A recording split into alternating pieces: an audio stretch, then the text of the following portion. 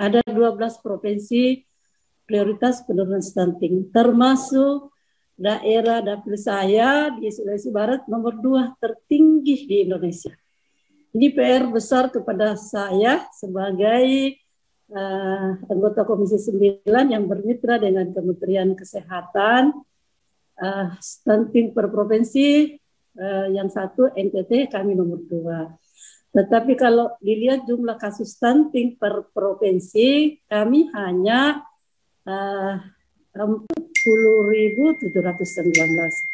Masih banyak yang seperti Jawa Barat, Jawa Timur itu 651 kalau dilihat daripada jumlah kasus. Jadi karena memang kami di Sulawesi Barat penduduknya cuma 1, belum cukup 1,5. Yang saya mau tanyakan, karena kami ini termasuk daerah banyak stunting, salah satu mengakibatkan adalah banyaknya juga pernikahan anak secara dini. Karena salah satu yang tinggi stunting seperti itulah yang anak yang cepat kawin. Ada yang 14 tahun, 15 tahun, sehingga ini juga merupakan PR saya untuk menyampaikan, mengedukasi masyarakat masuk sekolah-sekolah untuk menyampaikan bahaya kalau kita kawin muda, karena kawin muda mengakibatkan salah satu stunting. Pertanyaan saya, memang bagaimana upaya inovatif Dirjen Kesmas ini terhadap 12 provinsi yang memiliki angka stunting tertinggi termasuk kami, bagaimana upaya inovatif tolong kami disampaikan agar bisa cepat menurunkan angka stunting. Tentu data SSGI ini ya 33,8, tetapi kalau kita lihat data EPPGM kami sudah mencapai 25,23%. Kalau data SSGI ini hanya sampel, tetapi EPPGM ini data by name by address, yang mana yang memang akurat. Ya seperti itu. Tapi kita serahkan kepada dua ini, Kementerian Kesehatan dengan BKKBN, karena dia lebih paham tentang cara menghitung seperti ini. Tapi yang sekali kita upaya-upaya agar menurun, karena sedikit saja 44.719. Itu yang pertama. Kemudian di halaman 4 juga kita melihatnya ada intervensi spesifik dan ada intervensi sensitif. Kalau intervensi spesifik tentu yang tugasnya ini adalah kesehatan. Kemudian intervensi sensitif ini tugasnya berbagai, mungkin kalau berkolaborasi dengan dinas-dinas yang lain. Kalau intervensi sensitif sudah sampai di mana intervensi sensitif berkontribusi terhadap penurunan stunting. Karena ini ada 70%, peluang KB-nya 15,5, kehamilan yang tidak diinginkan, yang seperti ini. Bagaimana berkontribusi terhadap penurunan stunting.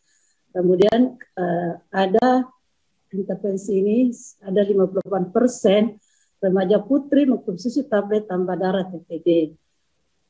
Mohon maaf, kami di Sulawesi Barat belum banyak kegiatan-kegiatan seperti itu, sehingga ini barangkali yang harus kami lakukan masuk semua sekolah-sekolah yang ada, supaya remaja putri juga bisa bila mau menikah bisa mengintervensi dirinya supaya tidak anemia, ya seperti itu.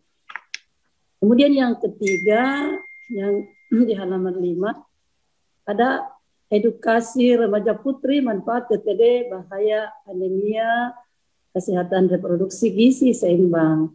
Ini juga saya pertanyakan sudah sampai di mana edukasi KESPRO ini, kesehatan reproduksi di sekolah melalui program kesehatan remaja dalam mengurangi pernikahan usia anak atau kasus kehamilan yang tidak diinginkan pada remaja putri.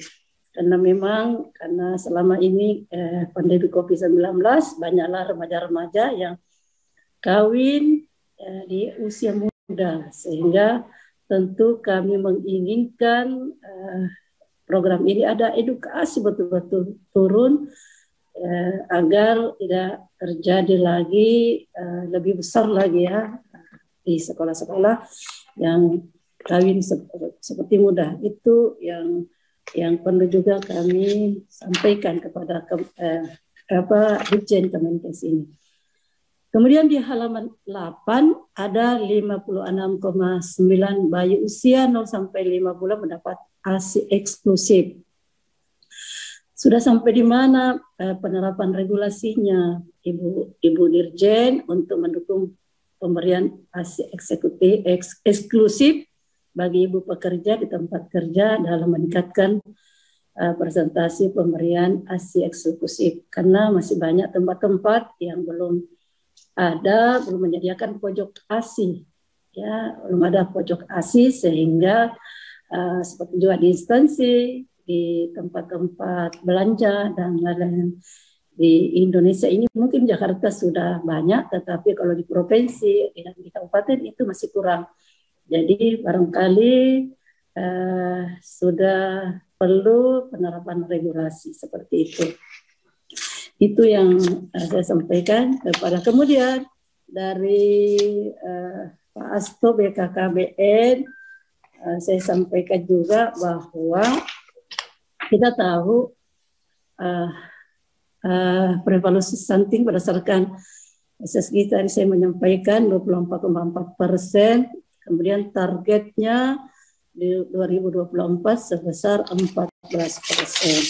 Kami melihat ada tentang anggaran yang ada di Kabupaten Danadak yang memang selama ini diterapkan ke pemerintah daerah baik fisik dan maupun non fisik. Jumlahnya miliaran rupiah, dirasakan tidak memiliki daya ungkit terhadap program Bangga Kencana. Pertanyaannya, bagaimana bentuk pertanggungjawaban pemerintah daerah terhadap penggunaan dana yang disalurkan itu miliaran rupiah, dan apa sanksi yang diberikan BKKBN kepada pemerintah daerah yang tidak dapat mencapai targetnya, khususnya program Bangga Kencana dan penurunan stunting yang memang merupakan BKKBN diberikan tugas langsung oleh Presiden untuk bisa menurunkan stunting di Indonesia. Kemudian kedua, dana non fisik yang saya lihat masih diwarnai dengan rapat dan pertemuan banyak di situ dihabiskan oleh pemerintah daerah, sehingga kegiatan-kegiatan BKKBN tidak maksimal di kabupaten. Sedangkan di kabupaten itu belum ada UPT dari BKKBN. Sebaiknya barangkali diadakan ini UPT supaya BKKBN provinsi bisa intervensi ke situ. Karena kalau kita lihat anggaran miliaran di transfer DAK ke pemerintah daerah itu tidak bertanggung jawab kepada BKKBN yang ada perwakilan di Provinsi Sulawesi Barat, sehingga kayaknya kurang intervensi BKKBN provinsi untuk tentang Bangga Kencana dan stunting.